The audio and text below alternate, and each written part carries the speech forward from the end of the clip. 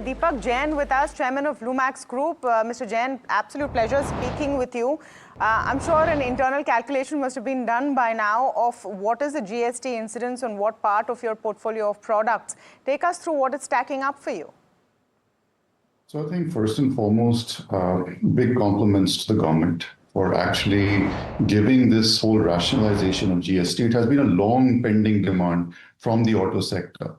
I think it's going to have two kind of benefits. Number one, obviously, the whole consumption cycle will actually grow because the auto sector had been growing at a single digit.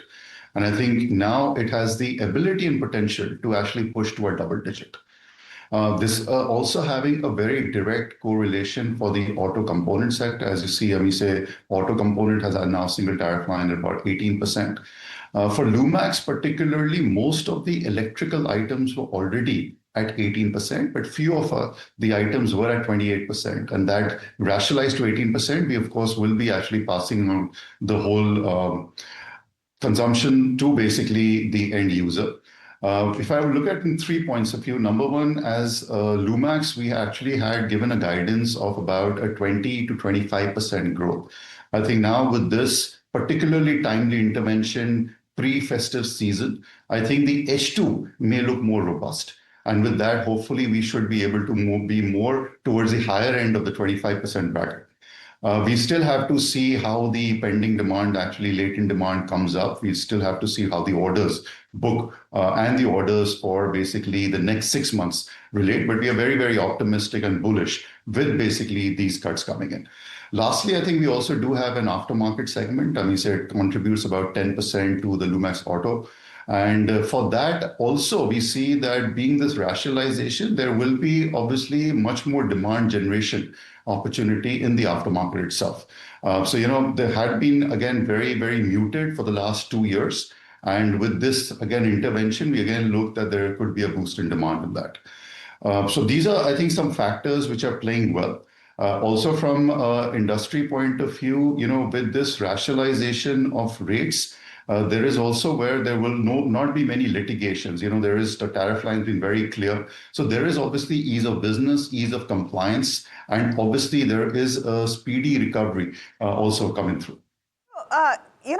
Mr. Jain, just a couple of questions. On the aftermarket portion of your business, do you see a 100% pass-through of any kind of rate benefit?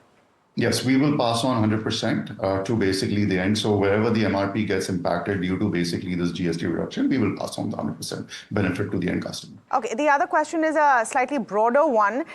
Your segment was also, not just particularly your company, but overall hit quite hard when tariffs on exports to the US went up. Does this mitigate some of the pain? So for us particularly, I think Puneet mentioned, we have been largely a domestic player. Our exports are not so much and not to the US market. So if tariffs really did not hit us, of course, it did hit the industry. But, the domestic consumption boost is not just a short-term measure, it's a long-term measure. I think the intent of the government is very clear to actually boost up the consumption and have inclusive growth. And I think that will all go well for the industry and particularly for the component sector. Hi, morning, Alex here. And I think a lot of your investors will take heart from the somewhat revision, I should say, of your guidance for the year and the H2 being better than you had anticipated. But having said that, I'm just curious also about the mix, right? Because a lot of people in the run-up to the GST reform were talking about electric vehicles and whether there'd be a change, but it's at 5% and there's a greater move. And as a company, you cater to people across the board. And so I'm just wondering, in terms of the margin mix and the volume mix that you might have heading into the second half, what does that stand at? And do you see an expansion further from this point on the margin front?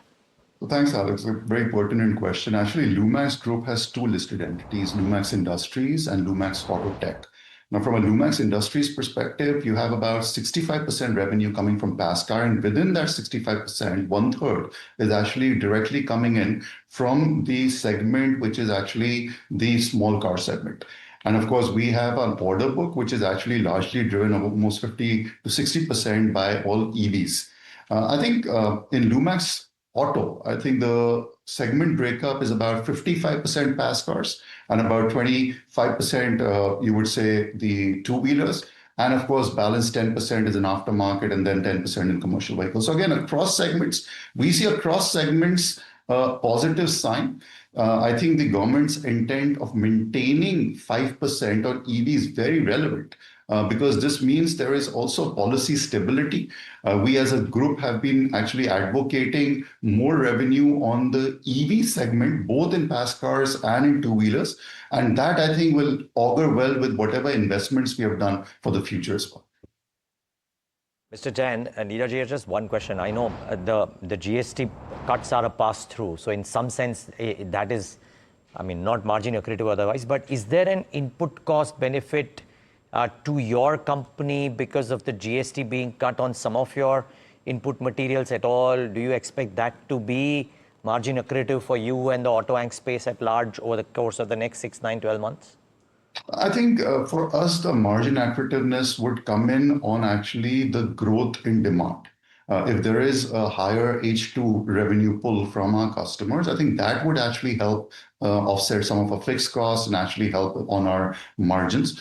If I look at from a GST cut, I think whatever margin accretive, it's actually negligible, and we will actually be passing it down the value stream and upstreaming it as well. So for us, I think it's more from a demand generation point of view, and we're very, very happy about that.